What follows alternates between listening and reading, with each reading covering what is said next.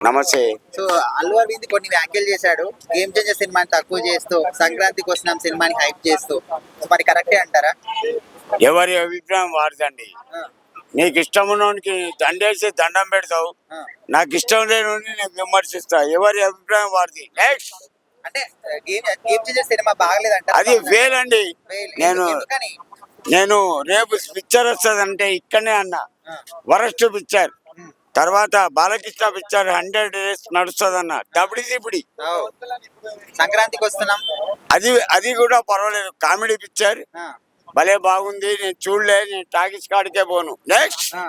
మరి వీళ్ళ ఫ్యామిలీల మధ్య నిజంగానే గొడవలు అంటారా? Allu family, mega family. ఒకటి బాగినండి, వాళ్ళు గంగల పోని మనకు అవసరమా? ఇలా కొట్లాడుకుంటారు, రేపు కలుస్తారు. వానింటికి వీడు పోతాడు, వీళ్ళ ఇంటికి వాళ్ళు వస్తారు. నీకు నాకు అవసరమా? నెక్స్ట్. అంటే సినిమాల విషయానికి వచ్చేసరికి ఆ విధంగా మాట్లాడడం కరెక్ట్ కాదని కొంతమంది అంటున్నారు. రే ఒకటి బాగినండి, మహేష్ బాబుకు ఒక సినిమాకు 50 కోట్లు. మరి నా పాటను వాడుకున్నావు, డైలాగ్ నువ్వు పాట రూపంలో.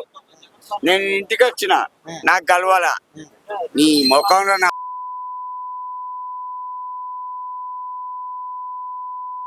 ఫ్యాన్స్ ఇరుగా తీస్తా. ఇక్కడ కుర్చీ తాత అంటారా? కుర్చీ తాత నన్ను అడిగినావురా?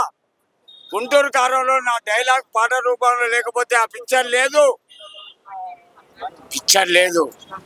నన్ను అడిగినావురా? నువ్వు కృష్ణ కొడుకు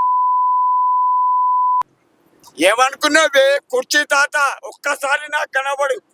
మహేష్ బాబు నా బామర్తులకే భయపడేదే ముగ్గురికి. నువ్వెంతరా? నా బొచ్చుగానివి. నేను 100 రూపాయలు ఇస్తే